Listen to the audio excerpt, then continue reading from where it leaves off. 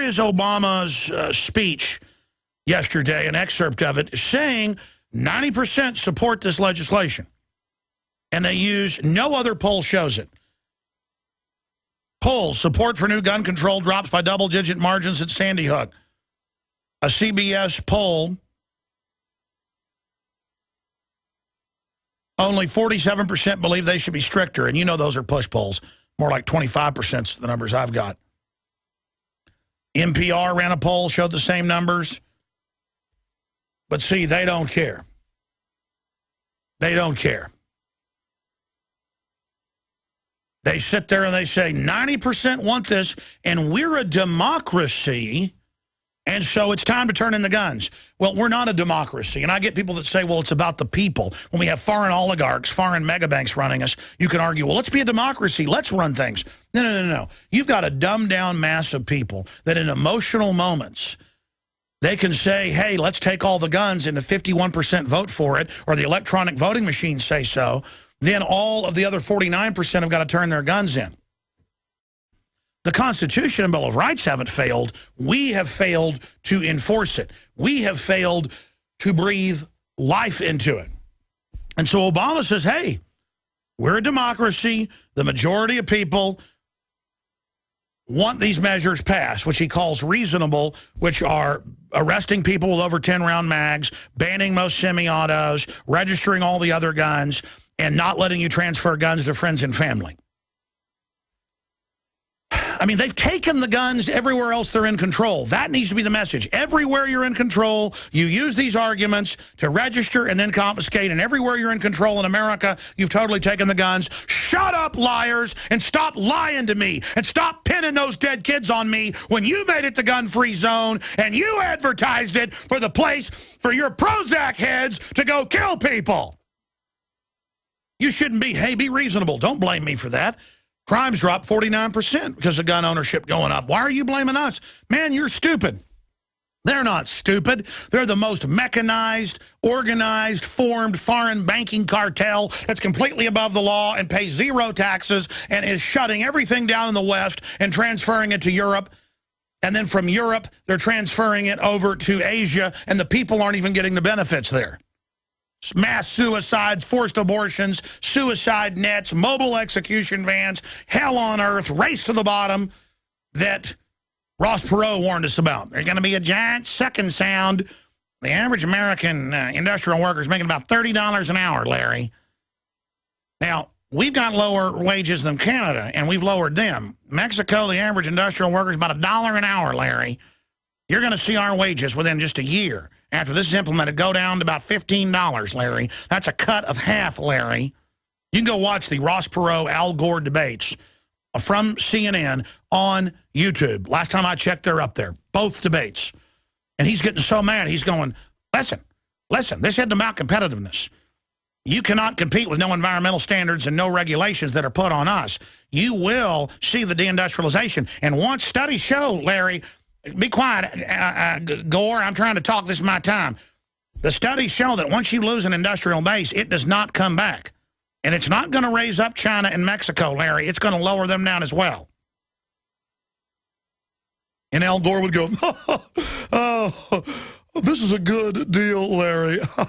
and the media would laugh at Ross Perot.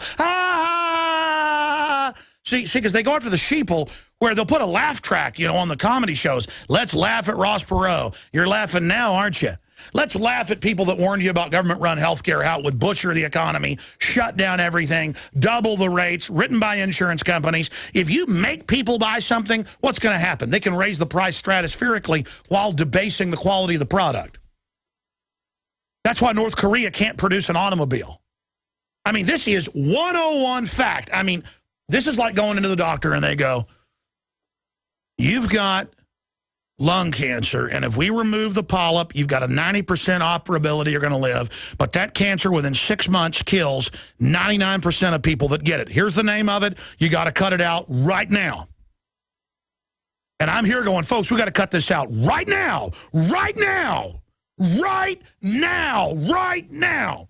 This isn't just socialists taking over. France has got a 75% tax rate across the board on anybody working. And now they've got a 75% tax rate on top of whatever you keep after that. So you got 25% left, and then 75% of 25. What? You keep 5%. Or is it even less than that? What's the math? 75% tax. I mean, and then it comes out that all the ruling class and the Rothschilds and all the elite aren't paying the taxes and are exempt, just like EU bureaucrats, and have Swiss bank accounts. Here's the headline. French politicians rush to reveal their assets. French president struggles in tax crisis. Ladies and gentlemen, this is a mafia system that started in France. It's called the Jacobins, who were the Illuminati. If you want to know their goals, research the French Revolution. The overthrow of the family. Have you heard of this before? A 9-day work week, changing the seasons. They want to play God. They talk about trampling and being trampled, being the priest of power, ripping people's teeth out with pliers. Blood, death, murder, red terror, red terror, red terror, red terror, red terror, 1800, red terror. It didn't start with Lenin, another Jacobin. Red terror, red terror, red rum, red rum. Here's Johnny.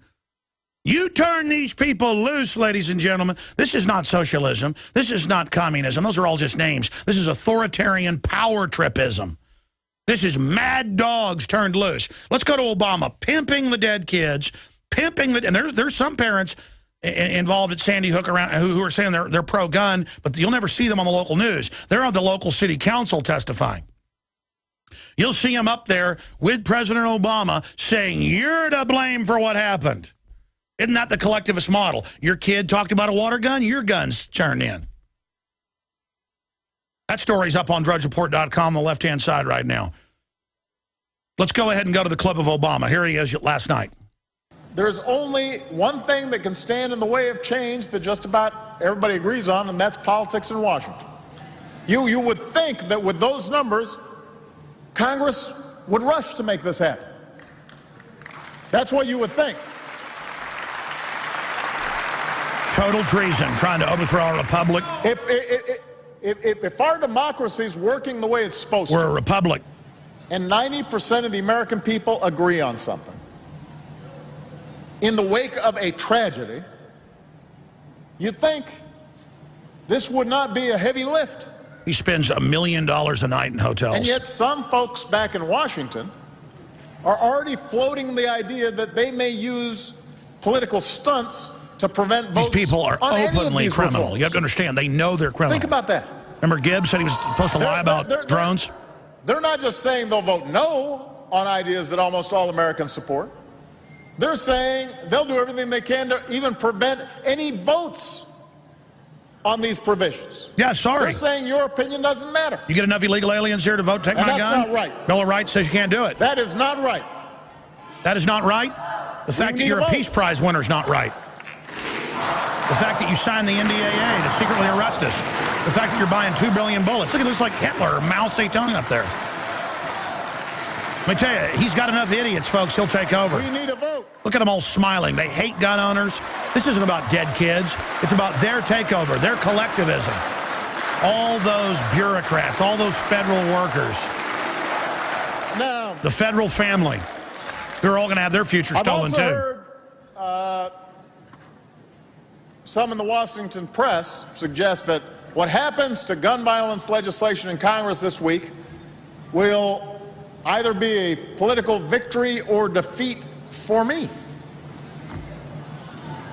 Oh, he's so hurt. Connecticut, this is not about me. This is about overthrowing America. This is not about politics. This is about the UN treaty. This is about doing the right thing for all the families who are here that have been torn apart by gun violence. This is about eugenics. It's about them and all the families going forward. That's right. So if you don't do whatever he says, you're against the families. That's what it's about.